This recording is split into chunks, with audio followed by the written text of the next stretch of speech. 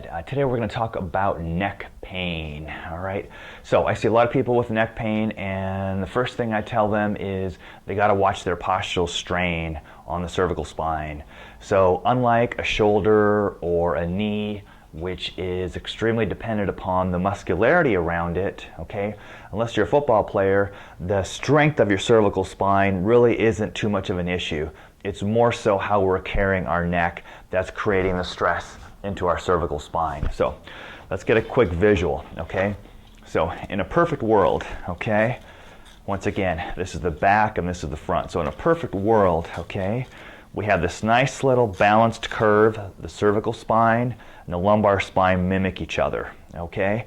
And if you look at the weight of the head, it's nicely evenly distributed throughout most of the cervical spine, okay? So no one is having to take more of a load, okay? Now, most of us have this forward head posture. So what happens is our lower back starts to slouch, my neck has no choice but to go forward, and I don't want to look down, so I crank it up, okay? So what does that look like? We've lost our normal curve in our lower back, the thoracic spine starts to curve, and our lumbar spine. Remember, lumbar spine and cervical spine mimic each other. So whatever I do at my cervical spine, I do here and here and here. Now, I don't want to look down, right? Okay? So what do? I crank it up, right? Everyone knows those people that have that hump right here. That's the dowager hump, and that's what it looks like from a spinal standpoint. But the bigger issue too is, look at what happens now to the weight of the head, okay? Now it's, instead of being through the whole cervical spine, it's about through the first 3 or 4. And guess what? C3, C4 is a real common place for degenerative changes of the cervical spine.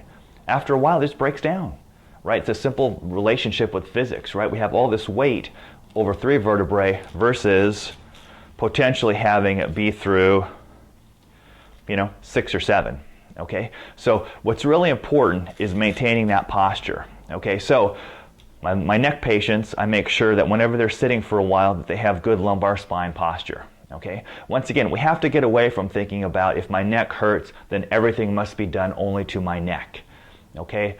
That's not the way the body works, okay? So we have to make sure that we've got good lumbar spine support. We have to make sure that we are not into that real forward head posture, which is this forward head posture. Okay, so we've got a little support through here. We're bringing our head back where it belongs. Okay, so what I'll have patients do is bring that chin back as far as you can, okay, and then release it just a little bit. And now I'm in a fairly neutral position, okay? And then the last thing that we have to do is we have to strengthen the muscles in between the scapula, okay?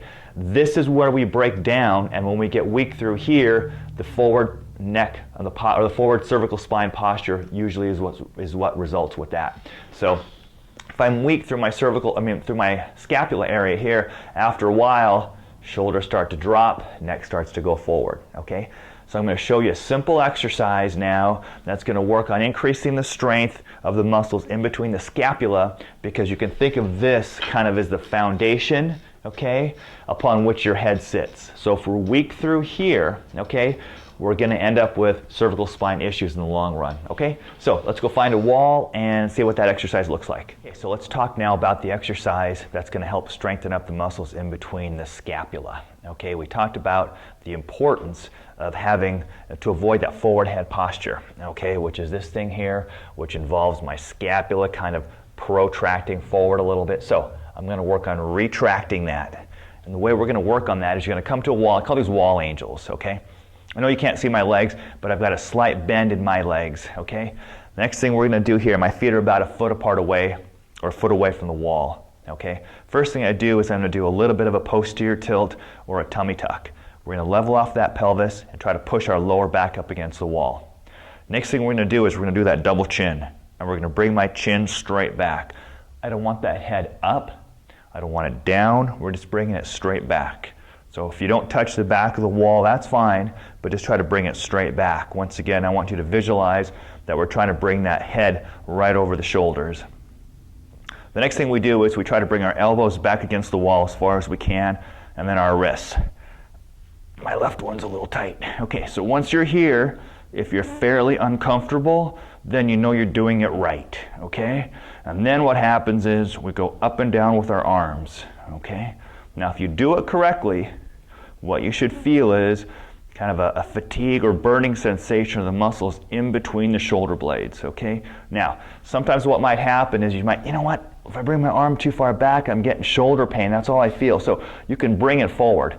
So you may be a little asymmetrical. So for example, if my left shoulder is painful, if I bring it all the way back, my right one I could take to the wall, but my left one I can bring forward. We're basically just using the arms as leverage to make the muscles in between the scapula work a little bit harder, okay? Now, how many do we do? We've got to do 3 sets in order to maximize the strengthening response, okay? So start off and see how many you can do. I have some clients that can do 20. I have others that can do about 5, okay? So wherever you come in, wherever you start to feel that nice little burn in between your shoulder blades, some fatigue going on through there, okay? Count the reps, okay?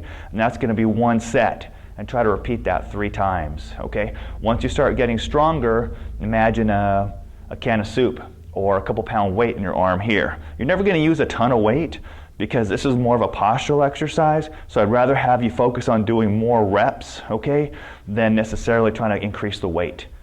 Okay, give that a try, especially for anybody that has cervical spine pain. Watch your posture.